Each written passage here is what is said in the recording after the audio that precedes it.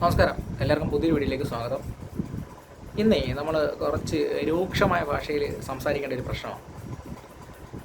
നമ്മുടെ കേരളത്തിലെ കുന്നംകുളം പോലീസ് സ്റ്റേഷനിലെ ഒരു 4 വെടല തായോളികൾ എന്ന് തന്നെ പറയാം. അവന്മാരെ വെറും പന്ന നാറികൾ. അവിടുത്തെ യൂത്ത് കോൺഗ്രസിൻ്റെ മണ്ഡലം പ്രസിഡൻറ്റിനെ അയാളുടെ സുഹൃത്തുക്കളെ പോലീസ് ചോദ്യം ചെയ്ത കാര്യം സംസാരിച്ചതിൻ്റെ പേരിൽ 2023 സ്റ്റേഷനിൽ കൊണ്ടിട്ട് ഇടിക്കുക. ഒന്നാലോചിക്കുക, വളരെ ക്രൂരമായി മർദ്ദിക്കുക. ഒരു 4 വായനകൾ, 4 പരമ തായോളികൾ അവർ ക്രൂരമായിട്ട് അയാളെ അടിക്കുവാണ്. ഒരു യുവ നേതാവ്. ഒന്നാലോചിച്ചൊക്കെ, ഞാനൊരു BJP കാരനാണ്, എന്നാലും പാർട്ടി എന്തോ ആയിക്കോട്ടെ, അതൊരു വിഷയമല്ല. ഒരു യുവ നേതാവ്, ഒരു യൂത്ത് കോൺഗ്രസിൻ്റെ മണ്ഡലം പ്രസിഡൻ്റായ ഒരു യുവ നേതാവിൻ്റെ അവസ്ഥ ഇതാണെങ്കിൽ ഒരു സാധാരണക്കാരൻ്റെ അവസ്ഥ ഒന്ന് ആലോചിച്ചൊക്കെ. ആ സ്റ്റേഷനിൽ ചെല്ലുന്ന, അല്ലെങ്കിൽ ഈ 4 പൂമോന്മാരുടെ മുന്നിലോട്ട് ചെല്ലുന്ന അവരുടെ അവസ്ഥ ആലോചിച്ചൊക്കെ. നല്ല പോലീസുകാർക്കും പേര് കേൾപ്പിക്കാൻ വേണ്ടിയിട്ട് ഇതുപോലെ കുറേ പരമ പൂമോന്മാരുണ്ട്, പറയാതിരിക്കാൻ പറ്റത്തില്ല. അയാൾ ഈ സുജിത്ത് എന്നാണ് അദ്ദേഹത്തിൻ്റെ പേര്. അദ്ദേഹം നീണ്ട ഒരു 2 വർഷത്തോളം നിയമ പോരാട്ടമൊക്കെ നടത്തി വിവരാവകാശ നിയമപ്രകാരമൊക്കെ ചോദിച്ചിട്ടാണ് ഈ CCTV കിട്ടിയത്. എന്തായാലും കിട്ടിയത് കാര്യമായി. ഇവന്മാരെ കാര്യത്തിൽ ഈ 4 വായി നോക്കിയുള്ള കാര്യത്തിലൊരു തീരുമാനമാവുമല്ലോ സ്വാഭാവികമായിട്ട്. കോടതിയിൽ കൊടുത്തിട്ട് ഇവന്മാരെ ജോലി കളയണം. ഈ 4 പൂമോന്മാരുടെ ജോലി കളയണം. കാര്യം അയാളുടെ ഡ്രസ്സില്ല, അയാൾ മുണ്ടില്ല. പോലീസ് വണ്ടി കൊണ്ടിറക്കുമ്പോൾ മുണ്ടില്ല. അതിൻ്റെ വീഡിയോകളൊക്കെ വൈറലായിട്ടുണ്ട്. ഇന്ന് മുണ്ടില്ല, അയാൾ മുണ്ടെടുത്ത് വരുന്നു, അയാളെ കയറ്റുന്നു, അകത്ത് കയറ്റുന്നു, അടിക്കുന്നു, മാറ്റി കൊണ്ടുപോകുന്നു. എന്നിട്ട് CCTV കുറിച്ച് ഒരു വായി നോക്കി പറഞ്ഞു കൊടുക്കുന്ന ഈ 4 പുണ്ടച്ചവന്മാരുടെയും ഫോട്ടോയുണ്ട്. ഇവന്മാരൊരു മര്യാദ വേണ്ടേ? അപ്പോൾ ഇങ്ങനെ ക്രൂരമായി തല്ല എന്നിട്ട് ഒരുത്തം വടി എടുത്തുകൊണ്ട് കൊടുക്കുന്നത് ഒന്ന് ആലോചിച്ച് നോക്കെ.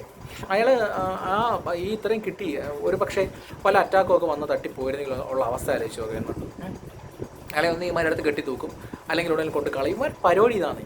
കുറേ നല്ല ഉദ്യോഗസ്ഥർക്കും പേര് കപ്പിക്കാൻ വേണ്ടിയിട്ട് ഇങ്ങനെ കുറേ പുണ്ടച്ചുമാരുണ്ടായിട്ടുണ്ട്. സത്യം പറഞ്ഞാൽ വെറും നാറികൾ എന്ന് വെച്ചാൽ വെറും പരമനാറികൾ, പന്നമോമാർ. കാര്യം അത്രയും നമുക്ക് ആ വീഡിയോ കാണുമ്പോൾ നമുക്ക് ദേഷ്യം വരും, സ്വാഭാവികമായിട്ടും ദേഷ്യം വരും. ഇനി അതിൻ്റെ പേരിൽ ഇനി കേസ് എടുത്താലും പുല്ല് ഫോട്ടോ നോക്കണം. അല്ല പിന്നെ ഒന്നാലോചിച്ച് കഷ്ടം. അയാളെ എന്തൊരു ക്രൂരമായിട്ടാണ് അവന്മാർ മർദ്ദിച്ചത്. അത് കന്നത്തടിക്കുന്നു, കുനിച്ച് നിർത്തി പുറത്ത് ഇടിക്കുന്നു. പുള്ളിക്കാരന് കുറച്ച് ശരീരം ഉണ്ടായതുകൊണ്ട് ആയിരിക്കും അത് പിടിച്ചിരുന്നത്. അത് ഈ ശരീരമില്ലാത്ത ആൾക്കാരൊക്കെ ആണെങ്കിലും ഒന്ന് ആലോചിച്ച് അവന്മാർ എന്തോരം ഉപദ്രവിക്കും. അയാളെ മാത്രമല്ല CCTVയിൽ കാണാം, ഇങ്ങനെ കാണാതെ എന്തോരം ഇടിച്ച് കാണുമായിരിക്കും. ആ ജീപ്പിലൊക്കെ ഇട്ട് എന്തോരം ഇടിച്ച് കാണും. കാര്യം ഷർട്ടില്ല. അതിൻ്റെ അർത്ഥം ഷർട്ട് ഒരു പക്ഷേ വലിച്ചു കീറിയതായിരിക്കാം. ഒന്നാലോചിച്ച് ഒരു നേതാവ്, ഒരു യുവ നേതാവാണ് അയാളുടെ സുഹൃത്തുക്കളെ ചോദ്യം ചെയ്ത കാര്യം ചോദിച്ചതാണ്. അല്ലാതെ പോലീസ് വണ്ടി അടിച്ചു പൊട്ടിക്കുകയോ അല്ലെങ്കിൽ ആരെയെങ്കിലും പീഡിപ്പിച്ച് കൊല്ലുകയോ പീഡിപ്പിച്ച കേസോ അല്ലെങ്കിൽ അതൊന്നും അല്ല. അങ്ങനെയൊക്കെ ആണെങ്കിൽ ഇവന്മാർ വല്ല എൻകൗണ്ടർ ചെയ്തോ അല്ലെങ്കിൽ ഈ പറയുന്ന പോലെ അവരെ കൈകാര്യം അങ്ങനെയുള്ള കേസിനെ കൈകാര്യം ചെയ്താണ്ട് ഒരുത്തം കിടക്കുന്നില്ല. ഗോവിന്ദച്ചാമി എന്ന് പറഞ്ഞൊരു വായി നോക്കി കിടക്കുന്നല്ലേ. അവനെ കിണറ്റിൽ എടുത്തപ്പോൾ അവിടെ നിന്ന് ഒരാൾ അടിച്ച സമയത്ത് പോലീസുകാർ പിടിച്ചു വരുന്നുണ്ടില്ലേ. അവർ സേഫായിട്ട് കൊണ്ടുവന്നു. അങ്ങനെയൊക്കെ ഉള്ളവനെ നീയൊക്കെ കൈയും കാലും തല്ലി പിടിക്കുക, പരസ്യമായിട്ട് എൻകൗണ്ടർ ചെയ്യുകയൊക്കെ ചെയ്ത് കഴിഞ്ഞാൽ നാട്ടിലുള്ള എല്ലാവരും സപ്പോർട്ട് ചെയ്യും. പക്ഷേ ഇത് വളരെ മോശമാണ്.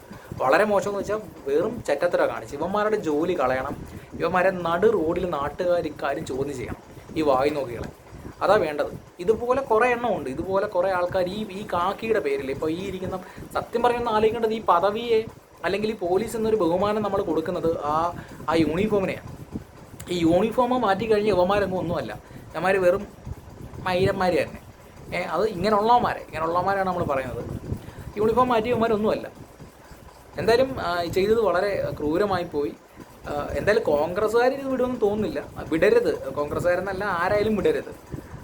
ഇതിൻ്റെ സത്യം പറയുന്ന ഒത്താശ ചെയ്ത ആൾക്കാർ ഇതിൻ്റെ പൂർണ്ണമായും കാര്യങ്ങൾ അറിയണം. ഇപ്പോൾ ഈ 4 മാത്രമായിരിക്കത്തില്ല. ഇയാളെ അടിക്കാൻ ഒരു പക്ഷേ പറഞ്ഞ ഉദ്യോഗസ്ഥർ വേറെ കാണുമായിരിക്കാം. അതൊക്കെ കോടതി അന്വേഷിച്ച് കണ്ടെത്തി കൃത്യമായ ശിക്ഷ ഇടണം ഇവന്മാർക്ക്. ഇവന്മാരെ ജോലിയും പോയിപ്പിച്ച് ഇവന്മാരുടെ ഇത്ര നാളും കൂടി ശമ്പളവും തിരിച്ച് മേടിച്ച് നാട്ടുകാരുടെ കാശിനാണ് ഇവന്മാരൊക്കെ സത്യം പറഞ്ഞാൽ ഇങ്ങനെ വിലസുന്നത്. വായ നോക്കികൾ ഇത് ഇങ്ങനെ ഉപദ്രവിക്കാവോ? എന്തായാലും ഈ അടി കിട്ടിയ അയാളുടെ അവസ്ഥ ഒന്ന് ആലോചിക്കും. ഇത്രയും നാളും അയാൾ മാനസികമായിട്ട് എത്രത്തോളം ഒന്ന് ആലോചിച്ചു. ഒരു നേതാവാണ്. കഷ്ടം തന്നെ. കഷ്ടമെന്ന് വെച്ചാൽ ഇതുപോലെ കഷ്ടം തന്നെ. ഇവന്മാരിപ്പോൾ എവിടാണോ എന്തോ.